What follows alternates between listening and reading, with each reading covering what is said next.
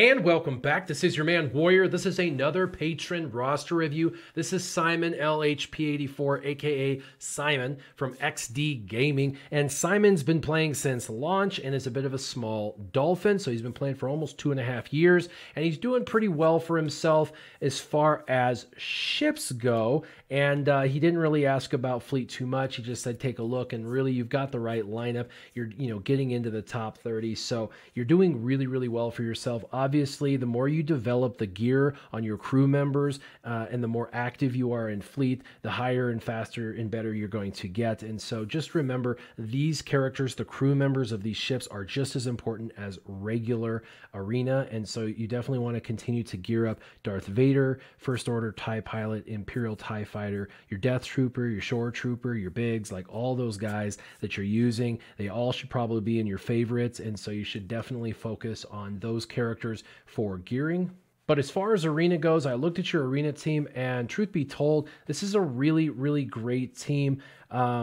Personally, I would probably, I know you swapped to a Rex lead just now, but you have used CLS as a lead, and R2-D2 and Thrawn and Old Ben, and then Han Solo. Now, I know you put Rex lead in for the extra turn meter and pulled Han Solo out, and that's because Han Solo needs gear. And this team you're running is fine, but I would actually, for the meta that we're in, I would actually keep it CLS lead because of all of the Emperor Palpatine teams. Now, if you're not running into a bunch of EP teams, then maybe keep it on Rex, because Rex is just an overall really great leader for getting extra turn meter and just speeding your team up, giving you a little bit of extra speed advantage. But if you're running into a ton of Emperor Palpatine led teams, you really want a countering squad, specifically a countering squad that is Rebels, because then every time they do any of their AoEs, they're going to be punished with a bunch of smacking. So you definitely want to go CLS lead if it's me, R2-D2, who needs to get to gear 12, Thrawn, who you have ebb and flow already on, Zeta, which is great. He works well then in a counter squad. Old Ben, you need to get him to gear 12, but so far so good. And I would actually, like I said, pull Rex, put CLS lead, and then put your Han Solo back in, but get him from gear 10 to gear 12. Work on that Han Solo and get him leveled up, because he's definitely worth it in arena. He gets that shoot first, which you could stop their Darth Vader, and then he just does a ton of damage, especially when he's countering, and he's really, really difficult to access, especially if you're on the offense. Now, so for arena, all in all, like I said, you're doing well. Just switch to a CLS team like you originally had when I had first looked at your account, because I do think you're going to do better with that team. But again, just like in fleet, you got to focus on those characters, getting them to gear 12, and you're going to want to, finish them off. Now, you talked about the heroic AAT, because you wanted to be able to have some teams for the heroic AAT, and you're working on getting your Jedi training Rey. And so you have your, your Finn, you have your Rey Scavenger, you've got your BB-8, and the only two that you don't quite have finished is the veteran smugglers, Han and Chewie, and you've got them 5 and 4 stars respectively. So definitely those are the two characters that you're going to want to make as a high priority. And then when you get Jedi training Rey, obviously the best team that you'll be able to run for the heroic AAT is going to be Jedi training Rey. Once you have her, BB-8, you're going to want to continue to develop up, because BB-8's currently at gear 8. And then once you have that, you'll do Thrawn, CLS, and R2-D2, all three of which are really, really good. This team will be able to take you through, almost half, about 30% of Phase 2, all of Phase 3, and all of Phase 4. That's a lot of damage. It's going to be a massive influx from 20 to 30 million, just this one team for you. And you're only one character shy, and that's Jedi training Rey. So in the meantime, while you're waiting for Jedi training Rey to come back and you're getting your veterans up to snuff, a couple of teams you could use is in Phase 2. You could obviously use the old school team of the Resistance with Poe, Finn, Resistance Trooper, those kind of guys. You could definitely take them in. They get a solid 2 to 10 million depending upon gear, speed, and how you utilize their kit.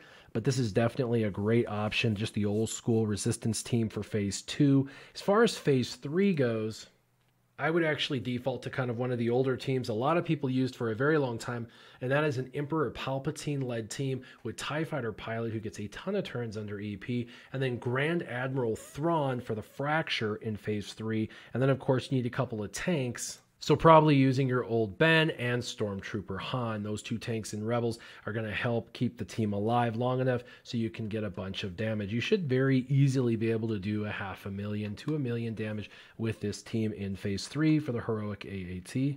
And then for Phase 4, you're still in the Rebels. I would still do Rebels for Phase 4. You know, you can use characters with the likes of Commander Luke Skywalker, R2-D2, Han Solo. You can use Wedge and Biggs. There's all a bunch of damage dealers right there. But I would use Wedge as the leader for the extra turn meter and health gain, though that definitely would be very important for the viability or durability of Phase 4.